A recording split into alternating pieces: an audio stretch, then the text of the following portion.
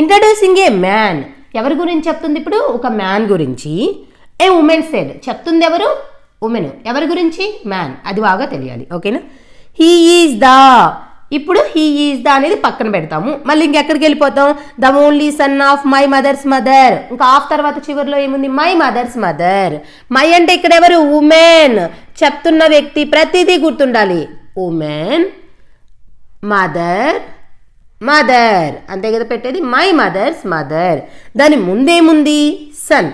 ఇక్కడతో మనం ఆగిపోయిన దగ్గర కూడా గుర్తుండాలి, ఓకేనా? మై మదర్స్ మదర్ సన్ అంటే ఇక్కడే కదా ఉండేది, ఓకే? దాని ముందేముంది? He is the son. He అంటే ఎవరు ఇక్కడ? మ్యాన్. చూసారా ఎంత ఈజీనో? లాస్ట్కి వెళ్ళిపోయాం. మై మదర్స్ మదర్, దాని ముందేముంది? సన్. ఆమెకి సన్ అంటే ఇక్కడే. ఆ సన్ ఎవరు? హీ అంటే అక్కడ ఎవరు? ఉమెన్ చెప్తుంది ఎవరి గురించి? మ్యాన్ గురించి. మ్యాన్. అయిపోయింది స్ట్రక్చర్, చాలా ఈజీ. ఇక ఇప్పుడు ప్రాబ్లంలోకి వచ్చేద్దాం. How is the women related to man? మ్యాన్కి ఉమెన్ ఏమవుతుంది? అది కూడా మీనింగ్ ఇంపార్టెంట్.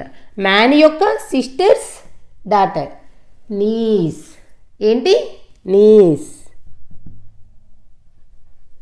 ఇక్కడ అదే ప్లస్ సింబల్ ఉంటే నెఫ్యూ. ఇది సిస్టర్స్ డాటర్, సిస్టర్స్ అన్న అయ్యలే కాదు, ఇక్కడ బ్రదర్ ఉన్నా కూడా siblings daughter nieces, siblings son nephew, okay?